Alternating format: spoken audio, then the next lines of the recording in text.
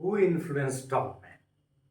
अब होल्ट और William James की जो किताब थी उससे आगे बढ़ते हुए ज़्यादा स्पेसिफिक कि कहाँ कहाँ से किन किन मनोवैज्ञानिक तथ्यों को कलेक्ट करके इन्होंने अपनी थ्योरी को ग्रेजुअली कहाँ से कहाँ पहुँचाया. So Tolman was much influenced by Watson experimental formulation.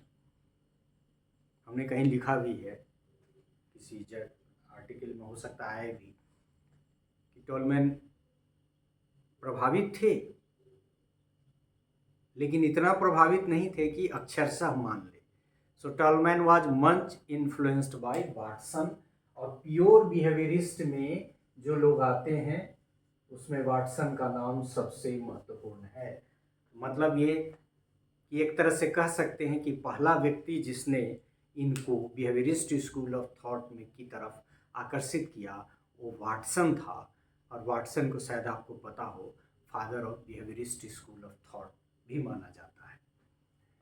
तो वहाँ से चूँकि ये वाटसन की इन्होंने पूरा फॉलो नहीं किया, कैसे इसकी चर्चा डिफरेंट स्लाइड में डिफरेंट पार्ट्स ऑफ लेक्चर में आप काफ़ी जान जाएंगे. So Watson experimental formulation, McDougall the second ने, MC थोड़ा स्पेलिंग लिख दें ठीक से क्योंकि ये आपको याद रखना चाहिए. DOUGALLS. एल्स इसलिए लिखा कि इनका कंसेप्ट था कंसेप्ट ऑफ पर्पस. मतलब ये बिहेवियरिस्ट बैकग्राउंड इन्होंने वाटसन से लिया. कंसेप्ट ऑफ पर्पस जो अभी आपने देखा कि पर्पजिव बिहेवियरिस्ट, तो ये पर्पस का कंसेप्ट कहाँ से पिक किया, इन्होंने वहाँ से किया. और वुडवर्थ, इसकी चर्चा हाल में भी शायद आएगी. वुडवर्थ का एक फार्मूला था जो बहुत बड़ा फार्मूला आप मान सकते हैं. ये आपको याद होगा कि उधर कनेक्शनिस्ट जो साइकोलॉजिस्ट थे वो एस और बाउंड की बात करते थे, binding between the stimulus and the response, and this is O, that is organism. So Woodworth was the psychologist who claimed the formula, who forwarded the formula, that is in between the relationship between a stimulus and response there is organism, the individual. क्योंकि उससे पहले individual के importance को stimulus और response के relationship में कोई जगह नहीं दी गई थी, तो ये एक वहाँ से लिया. तो तीन नाम तो आ गए. In 1948, tall man wrote an article on कुर्तलेविन.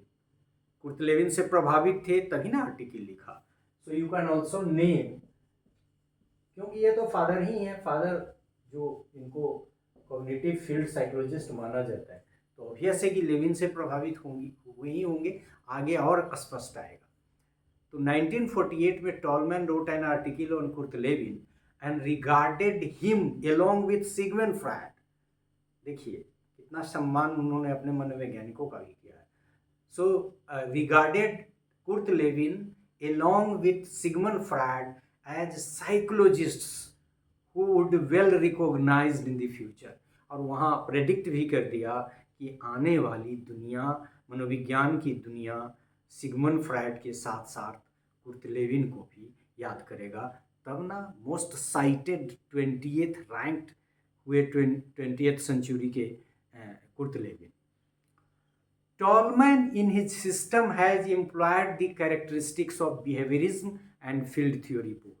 बाद में आपको देखेंगे आगे के स्लाइड में हम ये भी बताएंगे कि कैसे ब्रिज का काम किया उन्होंने. एक तरफ तो बिहेवियरिस्ट स्कूल ऑफ थॉट और दूसरी तरफ जो कुर्ट लेविन का था वो कॉग्निटिव फील्ड थ्योरी या cognitive field psychology. So Tolman in his system has employed the characteristics of behaviorism and field theory both.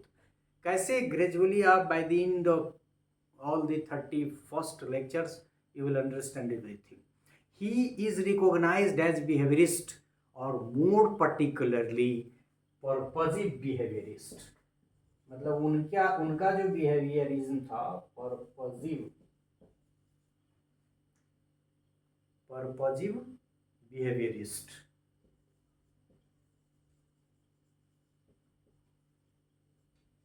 और यदि बिहेवियरिस्ट स्कूल ऑफ थॉट के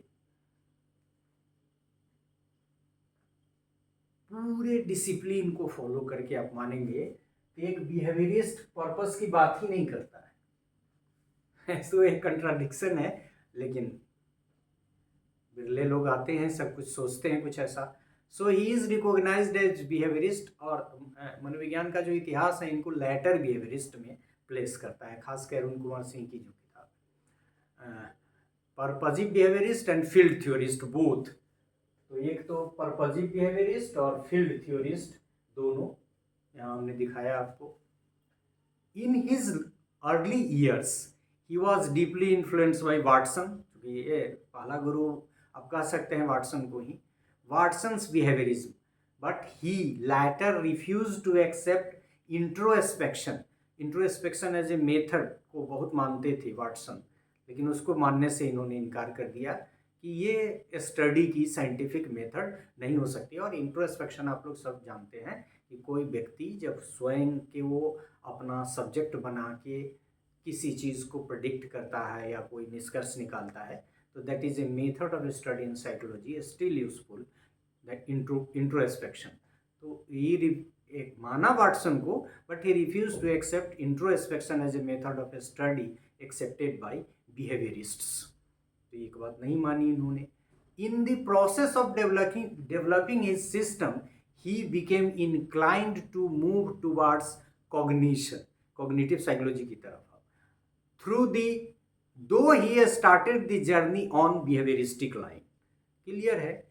His system departed from traditional behavioristic principles of Watson, and later from a purposive behaviorist, he became the field theorist. He borrowed several concepts from Gestalt psychology and again from Levin's system.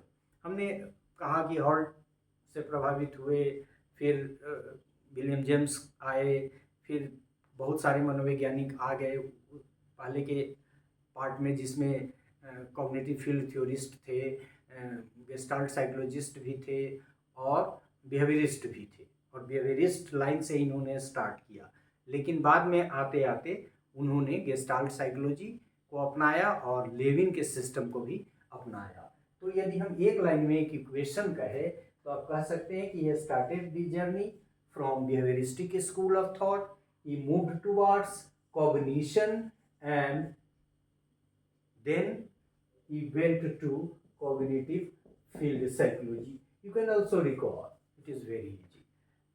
तो मुख्य रूप से ये चीज़ की Watson से प्रभावित है, McDougall का जो पर्पस का कंसेप्ट था उससे, वुडवर्थ का एसओआर से, और इसीलिए इन्होंने इसको रिजेक्ट कर दिया। और इसी से रिलेटेड आपका रीइंफोर्समेंट का कंसेप्ट है, जिसको वो मानते भी थे, आंशिक मानते थे, और फिर लैटेंट लर्निंग का कंसेप्ट भी इसी से संबंधित है। तो मतलब बिहेवियरिस्ट से यात्रा करते हुए कॉग्निशन की तरफ, और कॉग्निशन से फील्ड थ्योरी की तरफ उनकी यात्रा हुई। तो हु इन्फ्लुएंस्ड में नाम जुड़ता चला जा रहा है, you can recall. So thank you for this part.